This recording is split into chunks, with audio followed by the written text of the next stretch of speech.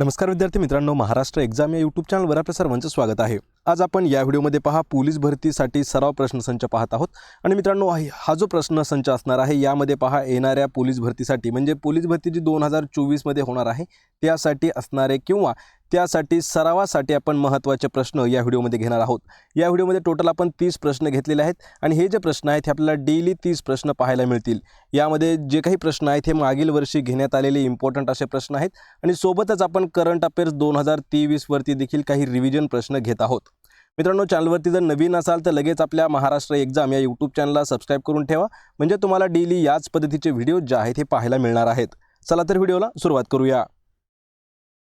तर पहा, आपला प्रश्न पहिला आहे, पर्यावरण विषयक पहिली जागतिक परिषद केव्हा स्टॉकहोम म्हणजेच पहा स्वीडन देश आहे तर या ठिकाणी आयोजित करण्यात आली होती। प्रश्नाचं जर उत्तर येत असेल तर 3 ते 5 सेकंदामध्ये आपण प्रत्येक प्रश्नाचं उत्तर कमेंट करून द्यायचं आहे। या ठिकाणी मित्रांनो पहा 2 प्रश्न हे आपल्याला तयार होतात। तर पर्यावरण विषयक पहिली जागतिक परिषद कोणत्या ठिकाणी आयोजित केली होती? लक्षात ठेवायचे, देश विचारला तर स्वीडन आणि शहर विचारलं तर स्टॉकहोम या ठिकाणी। या ठिकाणी आपल्याला काय विचारलंय की केव्हा, म्हणजे आपल्याला डेट विचारली आहे। तर लक्षात ठेवा 5 जून 1973, 5 जून 1973 म्हणजेच पर्याय क्रमांक 1 आपलं योग्य उत्तर होईल, कारण 5 जून 73 मध्ये पर्यावरण विषयक पहिली जागतिक परिषद जी आहे हे स्वीडनमध्ये आयोजित करण्यात आलेली होती। ऑप्शन क्रमांक 1 आपलं योग्य उत्तर होईल। प्रश्न क्रमांक 2 आहे, इसवी सन 1800 मध्ये कोणी हिंदी लोकांसाठी कलकत्ता या ठिकाणी फोर्ट विल्यम या महाविद्यालयाची स्थापना केलेली होती? मित्रांनो, प्रश्न हा देखील महत्त्वाचा आहे। एक वर्षी MPSC मध्ये या प्रश्नाचा थोडासा उल्लेख करण्यात आलेला होता। तर कधी या ठिकाणी देखील पहा आपल्याला 2 प्रश्न तयार होतात। प्रत्येक प्रश्नामध्ये आपल्याला जास्त प्रश्न तयार करून घ्यायचे आहेत, म्हणजे त्या ठिकाणी आपला सराव देखील थोडासा जास्त होणार आहे। तर लक्षात ठेवा, इसवी सन 1800 मध्ये आपल्या हिंदी लोकांसाठी कोलकाता म्हणजे त्या ठिकाणचं कलकत्ता जे आहे त्या ठिकाणी फोर्ट विल्यम महाविद्यालयाची स्थापना जी आहे ही कोणी केली होती? तर या प्रश्नाचं उत्तर होईल पर्याय क्रमांक 3 तर लॉर्ड वेलस्ली हे जे इंग्रज अधिकारी होते यांनी 1800 साली हिंदी लोकांसाठी फोर्ट विल्यम या महाविद्यालयाची स्थापना केलेली आहे। ऑप्शन क्रमांक 3 आपले योग्य उत्तर होईल। प्रश्न क्रमांक 3 आहे, IPS अधिकाऱ्यांना ट्रेनिंग देणाऱ्या सरदार वल्लभभाई पटेल नॅशनल अकॅडमीची स्थापना कधी झाली? यावर आपल्याला नेहमी प्रश्न हे विचारले जातात, कारण हा जो प्रश्न आहे हा प्रश्न पहा आपल्याला 2023 मध्ये पोलीस भरतीची जी परीक्षा झाली होती त्यामध्ये विचारण्यात आला होता आणि हाच प्रश्न पहा 2018 मध्ये सुद्धा विचारण्यात आलेला होता। तर IPS अधिकारी जे असतात तर त्यांना ट्रेनिंग देण्यासाठी आपल्या भारतामध्ये सरदार वल्लभभाई पटेल नॅशनल अकॅडमी आहे आणि ही जी आहे ही पहा हैदराबाद या ठिकाणी आहे, कारण यावरही आपल्याला भरपूर वेळा प्रश्न विचारण्यात आलेला आहे। कोणत्या राज्यामध्ये? तर पहा, हा जो प्रश्न आपल्याला 2014 पूर्वी जर विचारला असता तर राज्य होतं त्याचं आंध्र प्रदेश, पण हा जो प्रश्न आहे हा आपल्याला नंतर विचारला आहे, म्हणजे सध्या जे आहे हे तेलंगणा या राज्यामध्ये स्थित आहे सरदार वल्लभभाई पटेल नॅशनल अकॅडमी आणि ती जी आहे ती हैदराबाद या ठिकाणी स्थित आहे। आणि कधी याची स्थापना कधी झाली आहे पहा, तर पर्याय क्रमांक 1 15 सप्टेंबर 1948 या दिवशी स्थापना झाली आहे सरदार वल्लभभाई पटेल नॅशनल अकॅडमीची। आणि याचं काम काय आहे तर IPS अधिकाऱ्यांना ट्रेनिंग देणं। पर्याय क्रमांक 1 आपलं या प्रश्नाचं अचूक उत्तर होईल। प्रश्न 4 आहे, महाराष्ट्र राज्य राखीव पोलीस दलाला म्हणजेच SRPFला स्वतंत्र ध्वज कोणत्या साली प्रदान करण्यात आला? पहा, प्रश्न हा देखील महत्त्वाचा आहे। SRPF हा जो प्रश्न आहे, कारण SRPFला प्रश्न हा विचारण्यात आला होता आणि याचा फुल फॉर्म लक्षात ठेवायचं आहे, स्टेट रिझर्व्ह पोलीस फोर्स म्हणजेच महाराष्ट्र राज्य राखीव पोलीस दल। याला एक त्यांचा स्वतंत्र ध्वज म्हणजे काय तर लक्षात ठेवा, ध्वज झेंडा याचा समानार्थी शब्द देखील आपल्याला विचारण्यात आलेला होता। तर जो ध्वज आहे तो कोणत्या साली देण्यात आलेला आहे? आणि या प्रश्नाचं योग्य उत्तर होईल पहा पर्याय क्रमांक 2 तर 2003 हे जे वर्ष आहे 2003 या वर्षी SRPFला त्यांचा एक स्वतःचा झेंडा जो आहे तो देण्यात आलेला आहे। ऑप्शन क्रमांक 2 आपलं या प्रश्नाचं अचूक उत्तर होईल। प्रश्न क्रमांक 5 आहे, 1765 साली बंगालमध्ये कोणत्या गव्हर्नरने दुहेरी शासन व्यवस्था लागू केलेली होती? पहा, या ठिकाणी शासन व्यवस्थेवरती प्रश्न विचारण्यात आलेला आहे आणि हा जो प्रश्न आहे पहा मित्रांनो हा आपल्याला 2 वेळा विचारण्यात आलेला प्रश्न आहे। लक्षात ठेवायचं आहे, यामध्ये जे आपण 30 प्रश्न आहेत या 30 पैकी आपण जवळपास 20 ते 22 प्रश्न असे आहेत की हे आपल्याला नेहमी विचारण्यात आलेले आहेत आणि मागील परीक्षेत देखील सुद्धा विचारण्यात आलेले आहेत।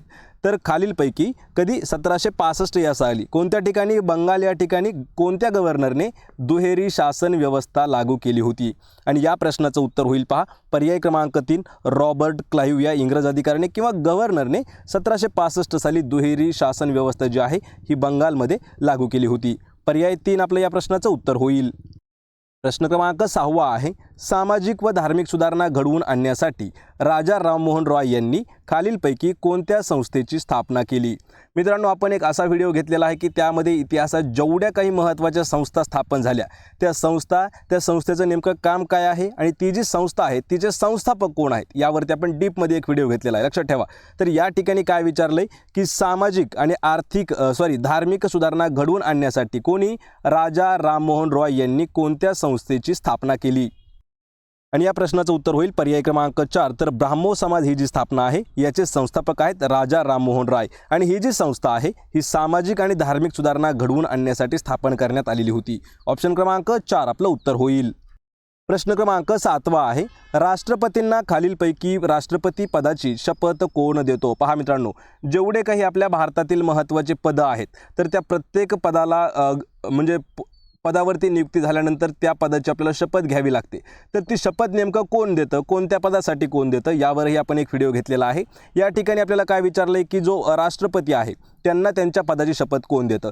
तर सर्वोच्च न्यायालयाचे जे सरन्यायाधीश आहेत, पहा सर्वोच्च न्यायालयाचे सरन्यायाधीश म्हणजेच पर्याय क्रमांक 3 आपलं योग्य उत्तर होईल. हे राष्ट्रपतींना त्यांच्या पदाची शपथ देत असतात. ऑप्शन क्रमांक 3 आपलं योग्य आन्सर होईल. प्रश्न 8 आहे, शब्दसमूहाबद्दल एक शब्द निवडायचा आहे. या ठिकाणी पहा शब्दसमूह काय दिला आहे, सरदार व जमीनदार यांचे वर्चस्व असणारं शासन. पहा ज्या ठिकाणी सरदार आणि जमीनदार यांनी वर्चस्व करून एक शासन निर्माण केलं होतं त्या शासनाला काय म्हटलं जातं किंवा त्यांनी स्थापन केलेलं शासन त्याला काय म्हणतात? याचं उत्तर होईल पहा पर्याय क्रमांक 2. तर त्याला सामंतशाही असं म्हटलं जातं. लक्षात ठेवा, शब्दसमूहाबद्दल महत्त्वाचा एक शब्द आहे आणि यावर आपल्याला हमेशा 2 वेळा प्रश्न हा विचारला जातो शब्दसमूहाबद्दल. आणि या ठिकाणी मित्रांनो जे काही आपले 35-36 जिल्ह्यावरती परीक्षा होती हमेशा, लक्षात ठेवायचे पोलीस भरती, त्यामध्ये आपल्याला एक प्रश्न असा असतो की तो जवळपास 7 ते 8 जिल्ह्यांसाठी सेम प्रश्न विचारला जातो. आणि शब्दसमूह जर घ्यायचं झालं तर आपल्याकडे पहा 30 ते 35 असे शब्दसमूह आहेत की तेच आपल्याला नेहमी परीक्षेमध्ये विचारले जातात. त्यावरही आपण एक व्हिडिओ घेतलेला आहे, त्याची लिंक तुम्हाला मी डिस्क्रिप्शनमध्ये देत आहे. लक्षात ठेवा, सरदार आणि जमीनदार यांच्या वर्चस्व असणारं शासन त्याला म्हणतात सामंतशाही. ऑप्शन 2 आपलं उत्तर होईल. प्रश्न 9 आहे, पॅसिफिक महासागरातील मरियाना गर्तेमधील कोणते ठिकाणी जगातील सर्वात खोल ठिकाण आहे? लक्षात ठेवायचं आहे, पॅसिफिक महासागरामध्ये मरियाना गर्ता जो आहे त्या ठिकाणी असं एक कोणतं ठिकाण आहे की ते जगात सर्वात खोल ठिकाण मानलं जातं? आणि या प्रश्नाचं उत्तर होईल पर्याय क्रमांक 2. त्याला चॅलेंजर्स डीप असं म्हटलं जातं आणि हे जे ठिकाण आहे हे पॅसिफिक महासागरात आहे. लक्षात ठेवा, पॅसिफिक महासागरामध्ये आहे आणि ते पॅसिफिक महासागरातील कोणत्या ठिकाणी आहे? मरियाना या गर्त्याजवळ आहे आणि हे त्या ठिकाणचं म्हणजे जगातील सर्वात खोल असणारं ठिकाण मानलं जातं. पर्याय 2 आपलं योग्य उत्तर होईल, चॅलेंजर्स डीप. प्रश्न 10 आहे, सोफिया या यंत्रमानवाला नागरिकत्व देणारा पहिला देश खालीलपैकी कोणता ठरला आहे? मित्रांनो यावरही आपल्याला प्रश्न हा विचारण्यात आलेला होता. लक्षात ठेवा, सोफिया हा जो आहे हा एक रोबोट आहे, म्हणजे थोडासा माणसासारखा वर्तन करणारा हा रोबोट आहे आणि या रोबोटला खालीलपैकी असा कोणता देश आहे की त्या देशानं त्यांचं नागरिकत्व त्याला बहाल केलेलं आहे? तर या प्रश्नाचं अचूक उत्तर होईल पहा पर्याय क्रमांक 4. तर सौदी अरेबिया हा जो देश आहे पहा, सौदी अरब, तर या देशाने सोफिया जो रोबोट आहे त्याला त्यांचं नागरिकत्व दिलेलं आहे. या ठिकाणी मित्रांनो आपण हा प्रश्न जो आहे हा कम्युनिटीमध्ये घेतलेला होता, तर त्या ठिकाणी पहा जवळपास 23% विद्यार्थी आपले चुकले होते. लक्षात ठेवा, सौदी अरेबिया या देशाने नागरिकत्व दिलेलं आहे, संयुक्त अरब अमिरातीने दिलेलं नाही. या ठिकाणी हा प्रश्न लक्षात ठेवायचा, इम्पॉर्टंट असा प्रश्न आहे आणि याचं उत्तर आहे सौदी अरेबिया. प्रश्न क्रमांक 11 आहे, खालीलपैकी कोणी पूर्व बंगालमधील पबना येथील शेतकऱ्यांच्या उठावाचं नेतृत्व केलं होतं? पहा, पूर्व बंगाल या ठिकाणचं जे पबना हे जे ठिकाण आहे त्या ठिकाणी शेतकऱ्यांच्या उठावाचं नेतृत्व कोणी केलं होतं? आणि या प्रश्नाचं उत्तर होईल केशवचंद्र रॉय. पर्याय क्रमांक 2 आपलं अचूक उत्तर होईल. तर त्यांनी पबना या ठिकाणी शेतकऱ्यांचा उठाव जो होता त्याचं नेतृत्व केलं होतं केशवचंद्र रॉय यांनी. ऑप्शन क्रमांक 2 आपलं या प्रश्नाचं अचूक उत्तर होईल. प्रश्न क्रमांक 12 आहे, आयटक या कामगार संघटनेचे खालीलपैकी कोणता नेता संबंधित नाही? लक्षात ठेवायचे मित्रांनो, आयटक ही जी एक संस्था आहे किंवा एक जी संघटना होती कामगार संघटना, तर त्या संघटनेशी संबंधित नसलेला नेता आपल्याला सांगायचा आहे. कारण आपण पहा एक वेबसाईटवरती आपण पूर्ण हे जे 30 प्रश्न आहेत या प्रश्नांचं संदर्भ आणि स्पष्टीकरण देखील घेतलेलं आहे। त्या वेबसाईटची लिंक मी तुम्हाला डिस्क्रिप्शनमध्ये देत आहे, त्या ठिकाणी जाऊन आपण ती पूर्ण व्हिजिट करायची आहे, म्हणजे त्या ठिकाणी आपल्याला डिस्क्रिप्टिव्ह आन्सर हे मिळून जातील। तर आयटक या संघटनेशी संबंधित नसलेले नेते होते पहा महात्मा गांधी, पर्याय क्रमांक 4 आपलं योग्य उत्तर होईल। यामध्ये पहा जोशी, लोकमान्य टिळक आणि लाला लजपत राय हे जे 3 नेते होते ते आयटकशी संबंधित होते आणि महात्मा गांधी संबंधित येत नव्हते, पर्याय 4 आपलं उत्तर होईल। प्रश्न 13 आहे, स्वामी विवेकानंद यांचा जन्मदिन कोणता दिवस म्हणून साजरा केला जातो? तर या ठिकाणी महत्त्वाचा प्रश्न आहे की त्यांचा जन्मदिवस हा कधी असतो? लक्षात ठेवा 12 जानेवारी हा जो दिवस आहे हा स्वामी विवेकानंद यांचा जन्मदिन आहे। पण तो जो जन्मदिवस आहे तो काय दिवस म्हणून साजरा केला जातो? लक्षात ठेवा राष्ट्रीय युवक दिन, पर्याय क्रमांक 2 आपलं योग्य उत्तर होईल। तर राष्ट्रीय युवक दिन म्हणून स्वामी विवेकानंद यांचा जन्मदिन हा भारतात आपल्या साजरा केला जातो। आणि मित्रांनो असेच जर आपल्याला पूर्ण एका वर्षाचे जेवढे काही महत्त्वाचे दिनविशेष आहेत ते जर आपल्याला पाहायचे असतील तर त्याच्याही लिंक मी तुम्हाला डिस्क्रिप्शनमध्ये देत आहे, कारण आपल्याला हमेशा दिनविशेषवरती 1 ते 2 प्रश्न जे आहेत हे नेहमी विचारले जातात। ऑप्शन क्रमांक 2 आपलं उत्तर होईल। प्रश्न क्रमांक 14 आहे, फोर्स 1 या महाराष्ट्र राज्याच्या दहशतवाद विरोधी विशेष कृती दलाचे मुख्यालय कोणत्या ठिकाणी आहे? लक्षात ठेवायचे फोर्स 1 यावर आपल्याला प्रश्न नेहमी विचारण्यात आलेला आहे। फोर्स 1 हे जे आहे हे महाराष्ट्र राज्याचं दहशतवादी विरोधी एक पथक आहे आणि या पथकाचं मुख्यालय कोणत्या ठिकाणी आहे? या प्रश्नाचं उत्तर होईल पर्याय क्रमांक 3 तर मुंबई या ठिकाणी। लक्षात ठेवा मुंबई या ठिकाणी आहे फोर्स 1चं हेडक्वार्टर, पर्याय क्रमांक 3 आपलं योग्य आन्सर होईल। प्रश्न क्रमांक 15 आहे, दक्षिण अमेरिकेतील सर्वात मोठे गोड्या पाण्याचे सरोवर व जगातील सर्वात उंच सरोवर टीटीकाका हे कोणत्या पठारावरती स्थित आहे? पहा हा प्रश्न सर्वात इम्पॉर्टंट आहे। यामध्ये आपल्याला 2 प्रश्न हे मित्रांनो तयार होतात। तर दक्षिण अमेरिकेमधील सर्वात मोठं गोड्या पाण्याचं सरोवर तसेच जगातील सर्वात उंच सरोवर जे टीटीकाका या नावाने आहे ते कोणत्या पठारावरती आहे? तर या प्रश्नाचं उत्तर होईल बोलिव्हिया या पठारावरती आहे पहा टीटीकाका हे पठार, आणि हे जे आहे हे दक्षिण अमेरिकेतील सर्वात मोठं गोड्या पाण्याचं सरोवर आहे तसेच जगातील सर्वात उंच सरोवर देखील आहे। पर्याय क्रमांक 2 आपलं या प्रश्नाचं अचूक उत्तर होणार आहे। हा प्रश्न आपल्याला 2016 मध्ये एक वेळा विचारण्यात आलेला होता, तेव्हापासून हा प्रश्न आपल्याला विचारण्यात आलेला नाही, पण यामधील जे काही प्रश्न आहेत ते आपल्याला वारंवार विचारले जाणारे प्रश्न आहेत। सोबतच आपण या ठिकाणी पहा याच्यावरती करंट अफेअर्सची देखील एक सिरीज सुरू करणार आहोत लवकरच, म्हणजे तुम्हाला 2024 ची जी पोलीस भरती आहे त्यासाठी सर्व विषय हे महत्त्वाचे सोपे जातील। प्रश्न 16वा आहे, अखिल भारतीय मराठी साहित्य संमेलनाच्या पहिल्या महिला अध्यक्ष कोण होत्या? पहिल्या महिला अध्यक्ष आपल्याला विचारला आहे आणि मित्रांनो या प्रश्नाचं उत्तर होईल पर्याय क्रमांक 1 तर कुसुमावती देशपांडे या ज्या आहेत ह्या अखिल भारतीय मराठी साहित्य संमेलन जे झालं त्याच्या पहिल्या महिला अध्यक्ष म्हणून त्यांचा नाम उल्लेख केला जातो कुसुमावती देशपांडे, पर्याय 1 आपलं आन्सर होईल। प्रश्न क्रमांक 17 आहे, आमचा बाप आणि आम्ही या सुप्रसिद्ध आत्मकथनाचे लेखक खालीलपैकी कोण आहेत? लक्षात ठेवा हे जे आहे एक आत्मचरित्र आहे पहा आमचा बाप आणि आम्ही, आणि हे जे पुस्तक आहे किंवा हे जे आत्मचरित्र आहे मित्रांनो हे खूप गाजलेलं एक आत्मचरित्र आहे, याचे आपल्याला लेखक विचारले आहेत। तर या प्रश्नाचं उत्तर होईल पहा पर्याय क्रमांक 3 डॉक्टर नरेंद्र जाधव हे जे आहेत यांचं लिखित किंवा यांचं आत्मचरित्र आहे आमचा बाप आणि आम्ही। मित्रांनो यावरती आपल्याला अजून काही महत्त्वाचे प्रश्न विचारले जातात पहा, जे पुस्तकं असतात पुस्तकं आणि त्याचे लेखकवरती आपल्याला नेहमी प्रश्न विचारले जातात, त्यामुळे आपण याचाही एक व्हिडिओ घेतलेला आहे। यामध्ये जवळपास आपण 200 पुस्तकं आणि त्यांची लेखकं देखील घेतलेले आहेत, तो देखील व्हिडिओ पाहून घ्यायचा आहे, लिंक त्याची मी डिस्क्रिप्शनमध्ये देत आहे। प्रश्न क्रमांक 18 आहे, देशातील कोणत्या राज्यामध्ये 100% स्वयंपाकाचा गॅस वापरला जातो? तर या प्रश्नाचं योग्य उत्तर होईल पर्याय क्रमांक 1 तर हिमाचल प्रदेश जे आहे पहा हिमाचल प्रदेश या ठिकाणी 100% स्वयंपाकासाठी स्वयंपाकाचा गॅस हा जो आहे हा वापरला येतो, पर्याय 1 आपलं उत्तर होईल।